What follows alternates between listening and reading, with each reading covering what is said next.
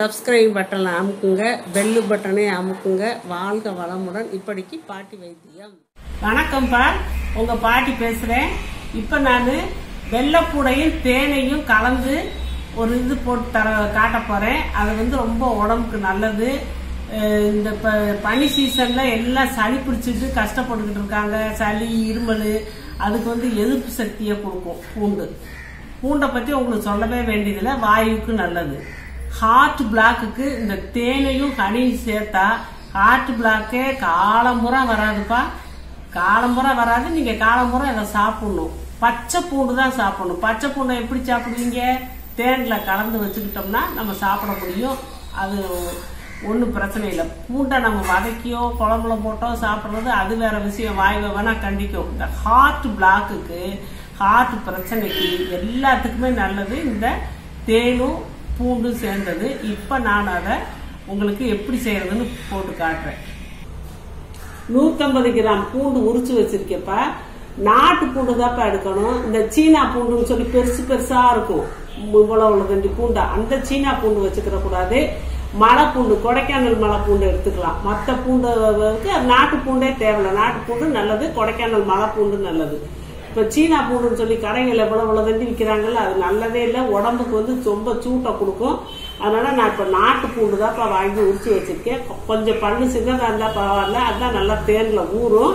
இந்த பாருங்க, இப்ப நான் இதெல்லாம் இங்க தட்டி வச்சுட்டேன். இப்ப இதை உங்க முன்னால தட்டி காட்டுறேங்க. சும்மா லேசா லேசா, ரொம்ப தட்டி நைன்னு தட்டக்கூடாது. இப்படி லேசா அந்த தேன் போய் உள்ள ஊறுறதுக்காக வேண்டி இப்படி லேசா தட்டி வச்சுக்கறணும். கொஞ்சம் அது நகட்டு கொடுக்கறதுக்கு தான் நம்ம தட்டுறது.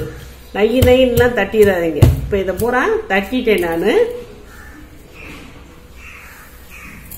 இதை ஒரு கண்ணாடி பவுல்லையோ இல்லை எவர் சில்வர்லயோ போட்டுக்கலாம். இது ஒன்றும் ஆகாது. எவர் சில்வர் பாத்திரத்துல நம்ம போட்டா, கண்ணாடி பாட்டிலையும் போட்டு வச்சுக்கலாம்.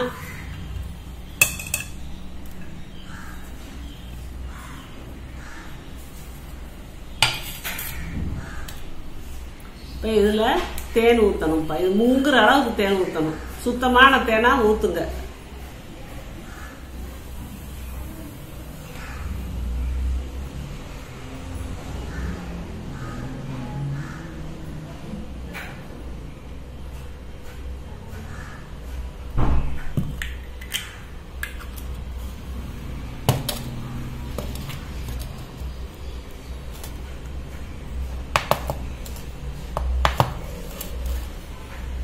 இது உடனே சாப்பிட்டாலும் காரம் இருக்கும். ஒரு 3 நாள் இப்படியே ஊற வச்சிடணும். ஊற வச்சுட்டு அப்புறம் நம்ம 1 மாசம் ஆனாலும் கிடையாதுப்பா, 2 மாசம் ஆனாலும் கிடையாது. ஊற ஊற ஊறதான் நம்மளுக்கு அந்த காரம் குறைஞ்சு நம்மளுக்கு சாப்பிட சாப்பிட நல்லா இருக்கும்ப்பா. உடம்புக்கு நல்லது. சாப்பிட சாப்பிட நல்லா இருக்கும். நான் இப்போதைக்கு 150 தான் போட்டிருக்கேன். நீங்க 1/4 கிலோ பூண்டு வேணாலும் உரிச்சு போடுங்க, 1/2 கிலோ பூண்டு வேணாலும் உரிச்சு போடுங்க. வீட்டுல எவ்வளவு பேர் இருக்கீங்களோ அதுக்கு தகுந்தாப்புல. ஒருத்தர் சாப்பிட்றதா இருந்தா இது தீர நம்ம அடுத்தடுத்து நம்ம வீட்டுல ஊறுகாய் போட்டு வச்ச மாதிரி இதை நம்ம அடுத்தடுத்து பண்ணி வச்சுக்கிட்டு சாப்பிட்டுக்கிட்டே இருந்தா நீங்க நம்மளுக்கு ஹார்ட் அட்டாக் வருங்கிற பிரச்சனையே இல்லை. உடம்புல இருக்க கெட்ட கொலஸ்ட்ரால் அதெல்லாம் இதா போயிடும். நல்ல கொலஸ்ட்ரால் தான், எதிர்ப்பு சக்தி வரும். நம்மளுக்கு எந்த பிரச்சனையும் வராதுப்பா. இந்த மாதிரி செஞ்சா அது பாட்டுல ஊறிட்டு கிடக்கட்டும். கப்புன்னு மூடி வச்சிருங்க. அப்படி மூடி உங்க வாட்டில வச்சுக்கிட்டீங்கன்னா ஈரம் படக்கூடாது. ஈரம் படாத சுத்தமான ஸ்பூனை வச்சுக்கிட்டு அப்பப்ப ஒரு 5 பல்லு அந்த தேனோட எடுத்து அப்படி வாயில போட்டுக்கணும். 5 பூண்டு பல்லு எடுத்து அப்படியே போட்டுக்கணும். காலையில ஒரு நேரம் சாப்பிட்டா போதும். அப்புறம் எந்த நேரம் சாப்பிட வேண்டியதில்லை. கொஞ்சம் ஹார்ட் பிரச்சனை இருக்கவங்க நைட்டும் ஒரு தடவை எடுத்துக்கோங்க. 5 பல்லு. சாதாரண இருக்கவங்க ஒரு நேரம் எடுத்தா போதும்ப்பா. ரொம்ப நல்லது.